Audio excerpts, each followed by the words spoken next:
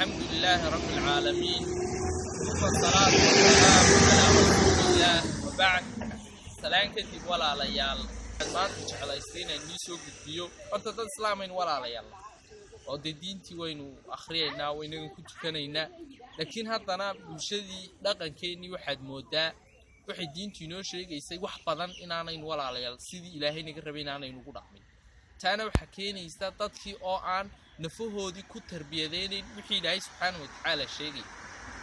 arrimaha aan jeclaysto maanta inaan wax ka idhaa waxa ka mid ah walaalayaal dadka qaarkood markuu ilaahay subxaanahu wa tacaala u nimceeyo nimcadaasi ha ahaatee haddii doonayso nimco cilmi ha ahaato ubad iyo ciyaal iyo dad badanuu ilaahay siiyey ha ahaato xoolo badanuu ilaahay siiyey ha ahaato hadduu doonayo sharaf iyo magac ha ahaato hadduu doonayo suldo iyo maamul iyo awood ilaahay subxaanahu wa tacaala u dhiibayo halkii uu uga qaadan lahaa shay ilaahay subxaanahu wa tacaala uu ku imtixaamayo oo ma garanaysa wadadii ilaahay qofku kaga soo bixi lahaa ayaa dadka qaar walaaleel waxay u fikiraan maantaad awood leedahay waxna haysataaye waxaad samayn karaysa samee markaasay dadka qaar dulmiyaan xuquuqdii ay ku lahaayeenna meel kaga dhacaan ay yidhaahdaan wixii aad akhre ku diri karaysana u dir horta walaalayaal adduunka ilaahay baa subxaanahu wa tacaala maamula maalinna waa cayn oo rag wax lahaa magac lahaa oo garanaysaayay adduunku u shidnaa ayaa maalmo kadib wixiiba waayey iyo nimcadii ka suulaysa dad aan gacmahooda waxna aanay ku jirinna muddo kadib ayaa suurtagala inuu ilaahay subxaanahu wa tacaala wixii yaraa ay haysteen uu barakeeyo bale iska daayo waxaynu taariikhda islaamka ku haynaa dad dulminay oo ilaahay subxaanahu wa tacaala iska daayay uu hoos keenay kay dulminayeen bal u fiirso nabiyullaahi yuusuf calayhi salaam qisada nebi yuusuf waa qisatun cajiiba lahaa fawaa'id wa manaafic katiira walihaada buu ilaahayna lahaa naxnu naqusu calayka axsana alqasas waana qiso aad iyo aad u muhiima nebi yuusuf walaaladii markay rabeen inay khaarajiyaan ama ay magaranaysaayay dilaan فرسمي كسوك حين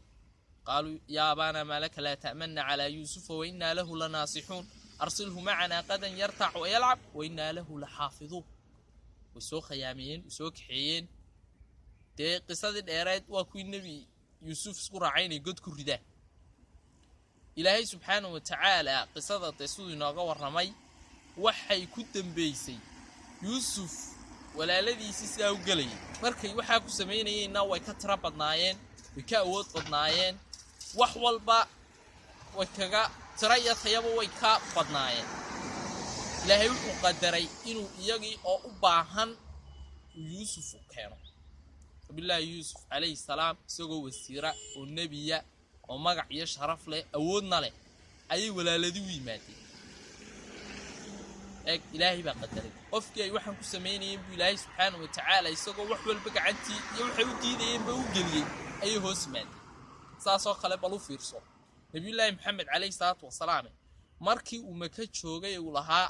diinta yaa igu gargaaray dadka diinta u sheegay waa la dhibay waa la caayay wax walba lagu sameeyay qaar ma dheer bay saaray maalintu maka furanayayna isagoo wata ciidankii reer maka ka awood badan ayuu soo galay قاسولي ماذا تظنونني أني فاعل به حاض ملاين سألنا نوصل قاسي هذين أخ كريم وابن أخ كريم وحنكوف كافلين توحي لقى فلان هاني وناكسن ليل مادير وناكسن ولا عليال قف وحويان هدو الله سبحانه وتعالى نمعصيه وحون وقول نمعيه ما هينا كوكي بكتو مناها وددي الله سبحانه وتعالى كولي mooyaana wada kale inaad la marto waayo ilaahay subxaanahu wa tacaala waa ku imtixaamaya waanu ka qaadi karaa bal iska daaya dadka qaarkood waxa bay daafku uga gali karaan dad iyaga kaba awood badan laakiin aan iyagu war u haynin miyaanad maqal xadiisku nabigu calayhi salaatu wasalaam rubba ash'atha akbar madfuu'un bil abwaab law aqsama ala allah la barra waxa jira oo badan dad basaasaysan oo booraysan oo dhibiyada diif ka muuqato oo dadku iskeeriyaan guryahana markuu imaado laga xidho hadduu ilaahay subxaanahu wa tacaala ku dhaartana إلهي سبحانه وتعالى دارتي سوفني حتى ما ها إلهي هتو بريو وإلهي هتو خد أرتورا والله بالله طلع ما تصل عيسى إلهي دارتي سوفني marka walaalayaal waxaan ku soo koobi lahaa walaalayaal kow diinta islaamku waxay noo sheegayso hadalun yaanaynu ka dhigine dhaqanaynu bedelno ayaa walaalayaal inooga baahan yahay ilaahina subxaanahu wa tacaala wadada xaqa ayna waafajiyo kelmadda koobanna haddii aan wax ka qalday waa fa min nafsi wa min ash-shaytaan inta ka saxiina waa fa min allah subxaanaka allahumma bihamdik ashhadu an laa ilaaha illaa anta astaghfiruka wa atuubu ilayk